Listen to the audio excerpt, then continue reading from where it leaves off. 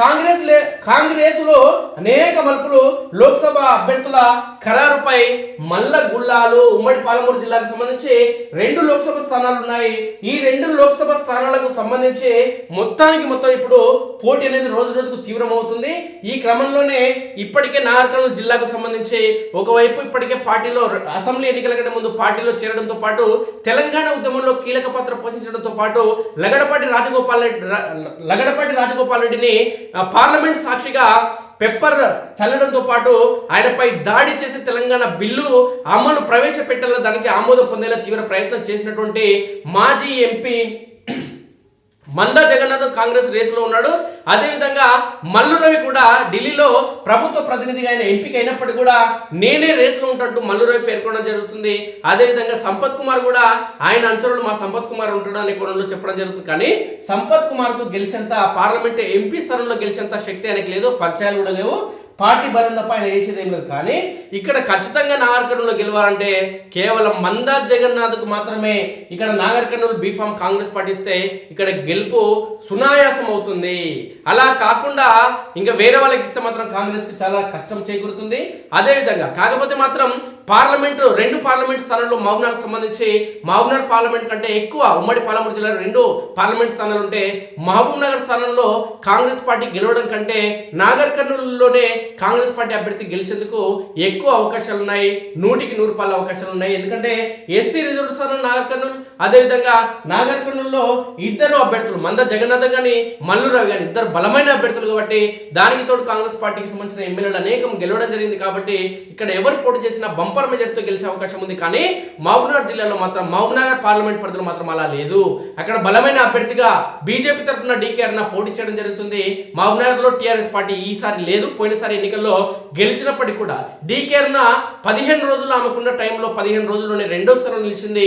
కాంగ్రెస్ అభ్యర్థిగా పోటీ చేసిన వ్యక్తికి 2వ స్థానం నిలిచిన డీకేఆర్ చాలా తేడా, ఓట్ల తేడా చాలా ఉంది. కాబట్టి గత ఎన్నికల్లో పోటీ చేసిన వ్యక్తి ఈసారి కూడా మహబూబ్నగర్ లో పోటీ చేస్తే మాత్రం తుత్తుకున్న డిపాజిట్ కూడా వచ్చే అవకాశం లేదు. ఎందుకంటే దానికంటే ముఖ్యం ఏంటంటే మహబూబ్నగర్ పార్లమెంట్ పరిధిలో ఉండి ఎమ్మెల్యేలందరూ కూడా గెలవడం జరిగింది. కాబట్టి ఎమ్మెల్యేలు గెలిచారు కాబట్టి నేను ఎంపీ అభ్యర్థిగా నిలిస్తే నాకు ఓట్లు పడతాయనే కోణంలో అక్కడ కలలుగలడం జరుగుతుంది యువ నాయకుడు. కానీ ఒకటి గుర్తుపెట్టుకోవాలి, 2018 ఎన్నికల్లో కూడా టీఆర్ఎస్ పార్టీ అన్ని స్థానాల్లో గెలిచింది కాబట్టి ఈసారి కూడా గెలిచిందా? 2018 అసెంబ్లీ ఎన్నికల తర్వాత ఈ తెలంగాణ రాష్ట్రంలో బీజేపీ ఒక్క స్థానంలోనే గెలిచింది. కానీ ఎంపీ స్థానంలో 4 స్థానంలో గెలవడం జరిగింది. ఒక్కో నియోజకవర్గంలో ఆ గెలిచిన స్థానాల్లో ఒక్క నియోజకవర్గంలో కూడా ఒక బీజేపీ ఎమ్మెల్యే లేడు. అయినా కానీ 4 ఎంపీ స్థానాలు బీజేపీ గెలవడం జరిగింది. ఎమ్మెల్యేలు గెలిచినంత మాత్రాన ఎందుకు మరి 2018 ఎన్నికల తర్వాత అసెంబ్లీ ఎన్నికల తర్వాత టీఆర్ఎస్ పార్టీ ఎంపీ స్థానాలు అన్ని ఎందుకు గెలవలేకపోయింది?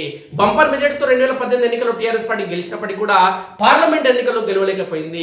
ఈ దఫా కూడా ఎమ్మెల్యేలు గెలిచినంత మాత్రాన ఎంపీ స్థానాలు కూడా గెలుస్తామనుకోవడం అత్యంత విడ్డూరం.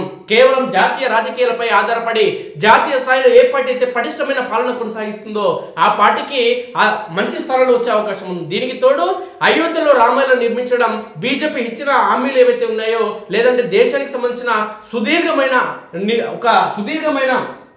నిర్దేశాలు నిర్దేశించుకుని ఆ లక్ష్యాలు సాధించే క్రమంలో ప్రధాని నరేంద్ర మోడీ వ్యూహాత్మకంగా వ్యవహరించడంతో పాటు నరేంద్ర మోడీ ప్రధానిగా బాధ్యతలు చేపట్టిన తర్వాత ఈ దేశానికి ఒక పటిష్టమైన పాలన అందించడంతో పాటు ప్రపంచ దేశాల ముందు భారత కీర్తి మరింత పెంపొందించడం జరిగింది, ఇనుమడింపడం చేయడం జరిగింది. కాబట్టి ఖచ్చితంగా బీజేపీకి ఈ తెలంగాణ రాష్ట్రంలో గత ఎన్నికల్లో 4 స్థానాలు వచ్చినాయి కదా, ఆ స్థానాలు పెరిగే అవకాశం ఖచ్చితంగా ఉంది. మహబూబ్నగర్ పార్లమెంట్ స్థానం కూడా బీజేపీ అభ్యర్థి డీకేఆర్ పోటీ చేస్తే మాత్రం ఖచ్చితంగా ఆమె గెలిచేందుకు అవకాశాలు ఉన్నాయి. అయితే ఈ క్రమంలోనే అక్కడ పోటీ చేసేందుకు నిన్న మొన్నటి వరకు పాదయాత్రలు ఆ యాత్రలు ఈ యాత్రలు జోలి చెప్పిన నాయకుడు కాకుండా మన్నె జీవన్ రెడ్డి అనే నాయకుడు అక్కడ పట్టున నాయకుడు టీఆర్ఎస్ లో నిన్న మొన్నటి వరకు ఉన్నాడు. ఈ రోజు కాంగ్రెస్ లో చేరేందుకు మల్లికార్జున ఖర్గే సమక్షంలో ఢిల్లీలో మల్లికార్జున సమక్షంలో కాంగ్రెస్ పార్టీలో చేరేందుకు ఆయన ఢిల్లీకి వెళ్ళడం జరిగింది. ఒకవేళ మన్నె జీవన్ రెడ్డి కనుక కాంగ్రెస్ పార్టీ అభ్యర్థిగా మహబూబ్నగర్ లో పోటీ చేస్తే ఈయన గెలిచేందుకు అవకాశం ఉంటుంది. అదేవిధంగా బీజేపీ నుంచి డీకేఆర్ పోటీ చేయకుంటే శాంతి కుమార్ అనే బీసీ సామాజిక వర్గానికి సంబంధించిన వ్యక్తి పోటీ చేసినా ఖచ్చితంగా బీజేపీ గెలిచేందుకు అవకాశం ఉంది. కానీ ఇక్కడ ప్రధానంగా అగ్రవర్ణ కులాలకు సంబంధించి సంబంధించి డబ్బు అధికంగా ఉంటుంది కాబట్టి వాళ్ళు ఓట్లను ప్రభావితం చేసేందుకు ఎక్కువ అవకాశం ఉంటుంది కాబట్టి రెడ్డి సామాజిక వర్గానికి సంబంధించిన ఎక్కువ మంది మహబూబ్నగర్ లో రెడ్డి సామాజిక వర్గానికి సంబంధించిన వ్యక్తి ఎంపీగా అయితే తమకు మేలు చేకూరుతుందనే కోణంలో పార్టీలకు అతీతంగా వ్యవహరించడం జరుగుతుంది కాబట్టి మహబూబ్నగర్ లో రెడ్డి సామాజిక వర్గానికి సంబంధించి డీకే అరుణ పోటీ చేస్తే ఆ ఓట్లు బాగా వచ్చే అవకాశం ఉంది. అదేవిధంగా మన్నె జీవన్ రెడ్డి కాంగ్రెస్ పార్టీ తరఫున పోటీ చేసిన ఆయన కూడా, ఎందుకంటే నియోజకవర్గ పార్లమెంట్ పరిధిలో కానీ ఉమ్మడి పాలమూరు జిల్లా వ్యాప్తంగా మన్నె జీవన్ రెడ్డికి మంచి పేరుంది, ఆయన కార్యకర్తల అండ కూడా ఉంది కాబట్టి ప్రధాన పోటీదారు అవుతాడు డీకే అరుణ. బీజేపీ తరఫున మన్నె జీవన్ రెడ్డి కాంగ్రెస్ తరఫున పోటీ చేస్తే మాత్రం ఇద్దరికి పోటీ రసవత్తరంగా ఉంటుంది. ఇక టీఆర్ఎస్ పార్టీకి ఏమో అభ్యర్థులు కరువు, ఒకవేళ ఎవరైనా పోటీ చేసినా డిపాజిట్ కూడా కష్టమే.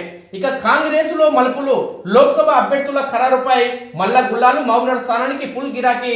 7 అభ్యర్థుల దరఖాస్తు ఇప్పటికే ప్రచారం ప్రారంభించిన చెల్లా తెరపైకి పారిశ్రామికవేత్త మన్నె జీవన్ రెడ్డి నేడు ఢిల్లీలో ఏఐసీసీ అధ్యక్షుడు మల్లికార్జున ఖర్గే సమక్షంలో చేరిక. ఇది అంటే ఖచ్చితంగా మన్నె జీవన్ రెడ్డి పోటీ చేస్తే కథ మళ్ళీ వేరే ఉంటుంది.